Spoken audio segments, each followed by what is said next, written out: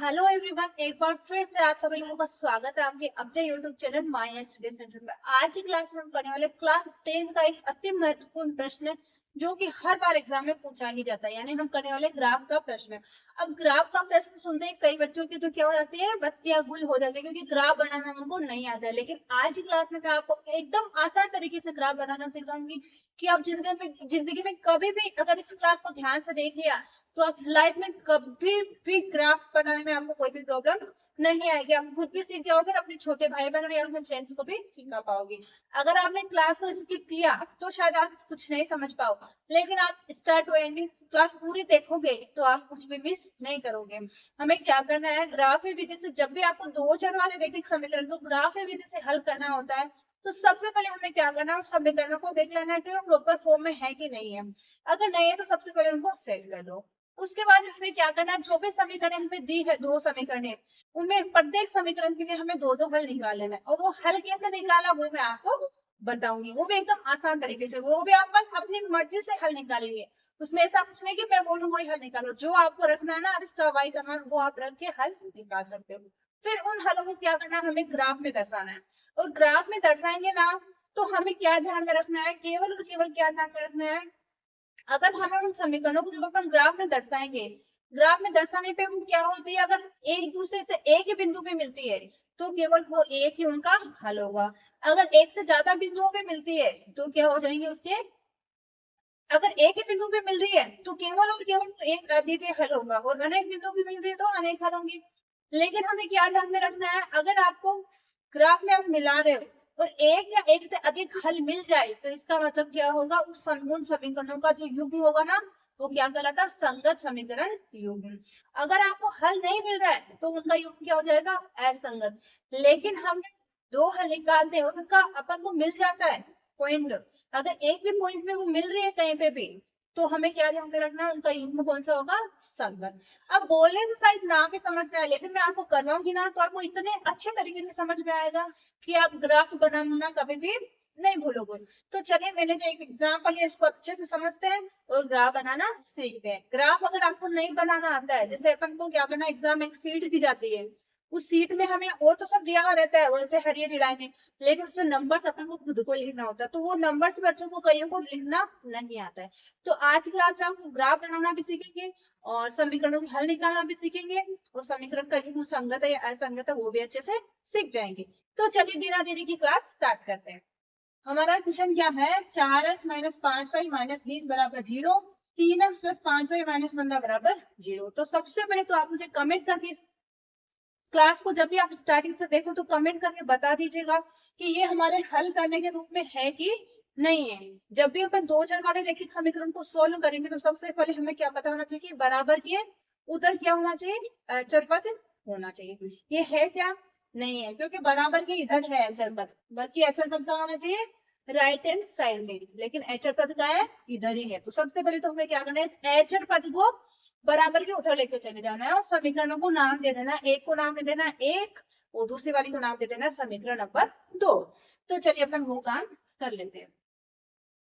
सबसे पहले हमें क्या करना है, 4x माइनस 5y, इसको जब 20 को बराबर के उधर लेके जाएंगे तो हमें पता है कोई भी संख्या बराबर की इधर या उधर जाती है तो प्लस वाली माइनस में, माइनस वाली प्लस में, यानी कि पक्षांतरण करना बोल सकते हो। जब इनका पक्षांतरण करेंगे तो माइनस का 20 क्या हो जाएगा, प्लस का 20। ये हो गया प्लस का 20, इसको अपन नाम दे देते हैं समीकरण नंबर 1। इसी प्रकार से दूसरे वाले को कर लो सेट, 4x नहीं सॉरी 3x प्लस 5y, इस बार भी 15 किसका है, माइनस का, तो क्या हो जाएगा बराबर प्लस का 15 हो जाएगा, इसको नाम दे देंगे समीकरण नंबर 2। इतना काम मेरे ख्याल से सबको समझ में आ गया होगा। कुछ भी नहीं करना है, केवल हमें अचर पद को पक्षांतरण करना है। करने पे प्लस का तो माइनस का हो जाएगा, माइनस का तो प्लस का हो जाएगा। फिर समीकरणों को नाम दे देना समीकरण नंबर 1 और समीकरण नंबर 2। अब हमें आगे स्टेप में क्या करना है, जो भी हमारी समीकरण है ना 1 और 2, उन प्रत्येक समीकरण के लिए हमें दो दो हल निकालने। तो हम क्या करेंगे, एक साइड तो लिख लेंगे समीकरण नंबर 1, इधर 1 लिख लेंगे, इधर हम थोड़ा दूर लिख लेंगे समीकरण नंबर 2।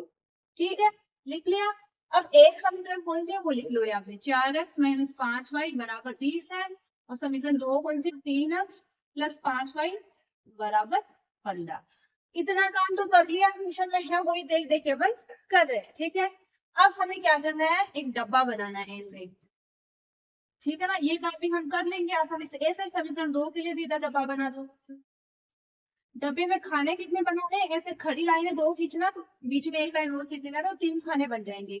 एक में लिखना है एक्स, एक में लिखना है वाई, क्योंकि हमें एक्स के भी 2 मान निकाले हैं, वाई के भी 2 निकाले हैं, तो 2 डब्बे तो और एक एक में एक्स वाई लिखना है, ठीक है। इस प्रकार से 3 खाने होने चाहिए।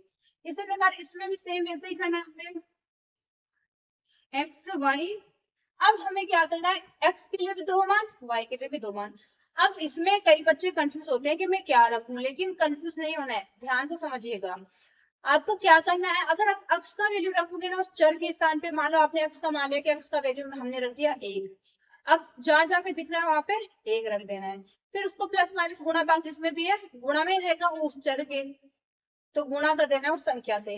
गुणा करके हमें क्या करना है, जो भी रखा उसके हिसाब से y का मान आ जाए। अगर x का रखा तो y का मान मिलेगा, और y के स्थान पे रखा है तो x का मान मिलेगा, बस इतना ही काम करना है।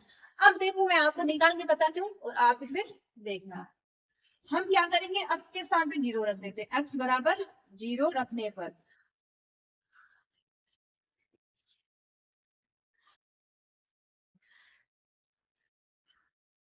मैंने रख दिया x के स्थान पे 0। अब जहां जहां समीकरण क्या, 4x माइनस 5y बराबर 20, इसमें मुझे यहाँ पे x दिख रहा है, x के साथ रखना है 0, तो 4 गुणा 0। देखिए कहाँ पे अगर कहीं पे भी अपन 0 रखेंगे तो कोई भी संख्या अगर 0 से गुणा होती है तो वो क्या होती है 0, तो 0 वाली वजह से कुछ मतलब नहीं, पूरी कैंसिल हो जाएगी। लेकिन मैं आपको सोल्व करना सिखाती हूँ कैसे होता है। एक दो बार आप क्वेश्चन में करना, क्योंकि अपन कोई कंपटीशन एग्जाम नहीं दे रहे, केवल 10th क्लास का एग्जाम दे रहे हैं, तो उसमें अपन को इतना स्पीड से नहीं चलना है, अपन को प्रॉपर वे में सोल्व करते हुए दिखा के आना है। अगर कोई कंपटीशन के एग्जाम करते हैं उसमें तो क्या होता है, अपन को केवल अबचद करके आने होते हैं, तो अपन डायरेक्ट करना सीखते हैं। लेकिन इसमें अपन को इतना शॉर्ट नहीं जाना है, क्योंकि 4 को 0 से गुणा करके हमें दिखाना है कि 0 ही आएगा। लेकिन मैं आपको बता देती हूँ ऐसे भी कर सकते हैं। माइनस 5y है, इधर बराबर में 20 है। अब देखिए 4 को इस गुणा में, ये तो 0 हो गया, इधर माइनस 5y बराबर 20, और y बराबर क्या हो जाएगा 20 बटे माइनस का 5। अब काट दो, 5 है तो 5 और 5 के 20, ये किसका आएगा माइनस का 4। देखो x बराबर 0 रखा तो y बराबर आ गया माइनस का 4।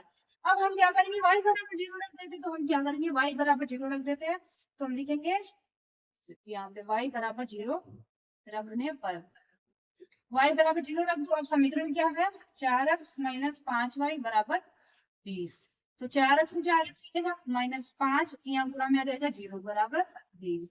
4x है ही, यहाँ पे हो गया 0 बराबर 20, तो x बराबर क्या हो जाएगा 20 बटे 4, यानी 4 बटे 20। अब क्या आ गया 5 आ गया, तो अपन ने y का 0 रखा तो x का क्या आ गया 5। तो हमने समीकरण 1 के लिए 2 हल निकाले। ऐसे हम समीकरण नंबर 2 के लिए 2 हल निकाल लेते हैं। हमें क्या करना, सबसे पहले इसमें हम चलो स्टार्टिंग से y बराबर 0 रख देते, उसमें x बराबर रखा, क्योंकि कईयों को कंफ्यूज होता है, इसमें आप रख सकते हो कुछ भी, लेकिन हमें क्या करना है देख देख के रखना है। क्योंकि अगर अपन 1 2 रखेंगे ना तो बट्टे में आएगा, बट्टे में आएगा तो आप ग्राफ में थोड़ा दर्शाओगे ना तो थोड़ा मुश्किल हो जाएगा। इसलिए 0 और ऐसे नंबर स्टार्टिंग से आप चेक करके लोगे तो बहुत अच्छा रहेगा। जैसे x बराबर, इस बार y बराबर 0 रख देते हैं। समीकरण क्या है, 3x प्लस 5y बराबर 15। 3x का 3x, यहाँ पे देखो मैं यहाँ डायरेक्ट 0 कर देती हूँ, 5 गुणा 0 क्या होगा 0 ही होगा 15, तो x बराबर क्या हो जाएगा 15 बटे 3, तो क्या आ जाएगा 5, यानी 0 रखा ना y बराबर, तो x बराबर आ गया 5। अब x बराबर 0 रख देंगे तो y बराबर क्या आता है, हम रखेंगे x बराबर 0, तो समीकरण क्या है 3x प्लस 5y बराबर 15, तो 3x हमें x बराबर 0 रखना है, तो यहाँ पे तो 0 हो गया, प्लस 5y बराबर 15, तो y बराबर क्या हो जाएगा 15 बटे 5, यानी क्या हो जाएगा 3।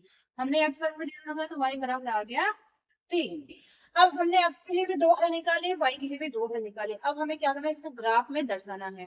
अब ग्राफ में दर्शाने के लिए सबसे पहले हमें क्या करना पड़ेगा, एक ग्राफ बनाना पड़ेगा। तो चलिए देखिए अपन अब ग्राफ बनाते हैं। ग्राफ में हमें क्या करना है, सबसे पहले आपको तो दिया हुआ रहेगा एग्जाम में, अगर ना भी दिया हुआ है तो भी आपको मैं एकदम आज आसान तरीके से ग्राफ बनाना सिखा दूंगी। देखिए यहाँ पे अगर आपको नहीं दिख रहा है तो y बराबर 15 बटे 5, यानी 15 में 5 का भाग लगाया तो यहाँ पे 3 आया, ठीक है ना। तो अब हम क्या करेंगे, ग्राफ के लिए हमें क्या करना पड़ता है, एक तो खड़ी लाइन होती है हमारी ऐसे, एक हमारी क्या होती है आड़ी लाइन होती है। जो ये आड़ी लाइन होती है इसको क्या बोलते हैं, अक्ष। अक्ष, तो अक्ष, इधर अक्ष बेस कर दो तो ये हो गया अक्ष। अक्ष ऐसे ही उधर ऊपर खड़ी हुई लाइन रहती है ना, ये होती है वाई अक्ष, इसको वाई बेस कर दो तो ये हो गया वाई अक्ष। हमें पता होना चाहिए तो बीचों बीच में क्या होता है, मूल बिंदु होता है हमारा, यानी उसको किससे दर्शाते हैं, ओ से। ये हमारा क्या है, मूल बिंदु। अब हमें क्या करना है, इस मूल बिंदु के जब दाईं तरफ चलेंगे तो इसमें तो होता है अक्ष का प्लस का मान, ऐसे ही बाईं तरफ क्या होता है, अक्ष का माइनस का मान। ऐसे ऊपर की तरफ क्या होता है, वाई का प्लस का मान, और नीचे की तरफ वाई का माइनस का मान। ये हमें ध्यान रखना है, ये हमारी एक तरीके से क्या संख्या रेखा ही है। हमारी संख्या रेखा में क्या होता है, हमारी जो भी संख्या रेखा होती है बीचों बीच में क्या होता है, जीरो होता है। ये हमारा वैसे यहाँ पे जीरो है, लेकिन इसको बीचों बीच दोनों का मिड पॉइंट है ना, दोनों मिल रही है, इसलिए इसको मूल बिंदु बोलते हैं, इसको ओ से दर्शाया जाता है, ऐसे बोलते हैं। अब यहाँ पे क्या होता है, इसके निर्देशांक हमेशा क्या होते हैं, मूल बिंदु के निर्देशांक हमेशा क्या होते हैं, जीरो जीरो, क्योंकि अक्ष का भी जीरो और वाई का भी जीरो, इसलिए इसके निर्देशांक में दोनों के क्या हो जाएंगे, अक्ष का भी जीरो होता है और वाई का भी जीरो होता है। अब यहाँ पे हमने लिख दिया जीरो। अब इधर मैंने क्या बोला था, प्लस का एक, प्लस का दो, प्लस का तीन, प्लस का चार, प्लस का पांच।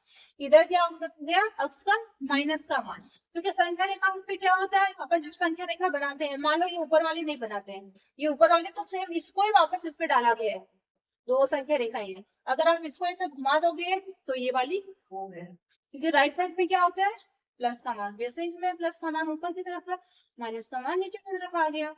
माइनस का एक, माइनस का दो, माइनस का तीन, माइनस का चार, माइनस का पांच। ऊपर की तरफ क्या होगा, एक, दो, तीन, चार, उन्हें पांच। नीचे की तरफ माइनस का एक, माइनस का दो, माइनस का तीन, माइनस का चार, माइनस का पांच। ठीक है, संख्या रेखा जैसे आप बनाते हो वैसे ग्राफ दर्शाया जाता है। अब आपको एग्जाम में कैसे दिया जाएगा, जो आपकी सीट होती है ना ग्रीन कलर की, तो उसमें क्या होगा, आपको ऐसे एक, जो ऐसे बीच बीच में छोटी छोटी लाइनों के बीच में बड़ी बड़ी डार्क, थोड़ी थोड़ी ग्रीन कलर की डार्क लाइनें आएगी, तो उसमें आपको क्या करना है, ऐसे जो डार्क लाइन रहती है उसको एक खाना मानना है, और वहां पे आपको सबसे पहले बीचों बीच में जो ऐसे खड़ी लाइन का बीचों बीच है, आड़ी लाइन का बीचों बीच है ना, उसमें क्या करना है, या बीचों बीच में ऐसे एक लाइन खींच लेनी है, ऐसे ऊपर की तरफ भी बीचों बीच एक लाइन खींच लेनी है, एकदम जहाँ पे मिल रही है वहां पे मूल बिंदु हो। इधर क्या कर देना है, प्लस का एक, दो, तीन, चार, पांच है। अगर ज्यादा नंबर से जहां तक आपका ग्राफ है वहां तक लिखते जाओ नंबर, एक एक खाने को छोड़ के, जैसे एक खाना आ रहा है, अगले खाने की डार्क लाइन पे दो लिख दो, फिर से अगले खाने की डार्क लाइन पे तीन लिख दो। ठीक है, इसी प्रकार इधर क्या होगा, माइनस का एक, दो, तीन, चार, पांच, आगे भी अगर आपकी जगह तो लिख दो। ऊपर की तरफ प्लस का एक, दो, तीन, चार, पांच, नीचे की तरफ माइनस का एक, दो, तीन, चार, पांच। इतना काम कर लिया। अब हम क्या करते हैं, जो हमारी समीकरण है ना उनका मान दर्शाते हैं। क्या क्या हल आए थे, देखो अक्स बराबर जीरो है, वाई बराबर माइनस का चार, हमें क्या करना है, अक्स पे देखना है जीरो, तो जीरो इसका मतलब यही पे होगा, और वाई का क्या है, माइनस का चार, तो ऊपर होगा कि नीचे होगा, नीचे होगा, क्योंकि वाई का माइनस का चार किधर होगा, नीचे होगा। तो इसका तो इस पे आएगा, वाई का चार यहाँ पे आएगा, तो जहाँ पे आ रहा है वहां पे लिख दो जीरो, तो किसका, अक्स का। और ये भी ध्यान रखना, जो भी आपको निर्देशांक दिए जाते हैं ना उसमें पहला वाला होता है अक्स का, दूसरा वाला होता है वाई का। जैसे यहाँ पे मैंने जीरो चार लिखा, इसका मतलब क्या, अक्स का क्या है जीरो, वाई का क्या है चार, क्योंकि अक्स का जीरो है ना, तो इसी पे होगा वाई अक्स पे, और वाई अक्स पे हो गया जीरो, और इसका माइनस का चार है, तो दोनों को यहाँ पे मिला दे, चार नहीं माइनस का चार है। ठीक है, और दूसरा देखो, एक्स बराबर पांच है, वाई बराबर जीरो है, यानी कि एक्स बराबर तो पांच है, वाई बराबर क्या है, सॉरी एक्स बराबर पांच है, इस बार इसमें एक्स बराबर तो पांच है, वाई बराबर जीरो है, तो क्या होगा, यहाँ पे होगा एक्स बराबर पांच है, वाई बराबर जीरो है। ठीक है, हो गया। अब हमें क्या करना है, दूसरे समीकरण के भी दर्शाने हैं। दूसरे समीकरण में एक्स बराबर पांच है, वाई बराबर जीरो है, सेम इसी में, सेम इसका ही है, तो वो भी यहाँ पे आएगा, दूसरे वाले समीकरण का भी यहीं पे आएगा। ठीक है ना, वाई, सॉरी, अक्स बराबर जीरो, वाई बराबर तीन, तो अक्स का तो जीरो है, वाई का क्या है तीन है, तो ऊपर आ जाएगा जीरो और तीन, ये ना। उसका क्या होगा, सेम इसके जैसे पांच और जीरो, अक्स का पांच है, उसका जीरो, तो दो बार क्या लिखना है। अब इनके जो बिंदु आए ना उनको मिला दो। अब इनको इसके से मिलाना एकदम सीधा सीधा जाएगा, मैं अगर ऐसा करूंगी तो आपको थोड़ा साइड टेढ़ा लग सकता है, लेकिन आप जब मिलाओगे ना तो आपके एकदम सीधा लाइन जाएगा, मार्कर है ना, तो वो थोड़ा ऐसे ही चलता है, इसको ऐसे आपको ऐसे मिलाना है, ठीक है ना, ऐसे ऐसे मिला देना है। मिलाओगे नहीं, रेखा को आप नाम भी दे सकते हो चाहो तो। ये मान लो हमारी ए बी हो गई रेखा, और ये हो गई हमारी पी क्यू, नाम भी दे दिया। अब देखो ये जो दोनों रेखाएं हैं, ये कहाँ पे मिल रही है, कितनी जगह पे मिल रही है। ये रेखा देखो केवल और केवल एक ही स्थान पे मिल रही है, कहाँ पे मिल रही है, यहाँ पे, यहाँ पे मिल रही है ना, केवल और केवल एक ही स्थान पे मिल रही है। तो हम क्या लिखेंगे, रेखा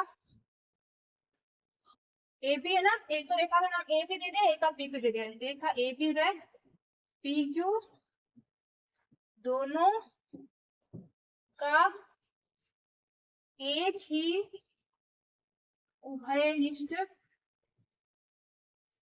बिंदु है। दोनों का उभयनिष्ठ बिंदु क्या है, एक ही है। तो अतः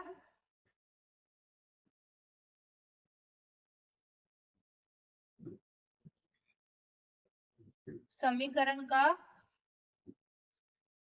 एक अद्वितीय हल,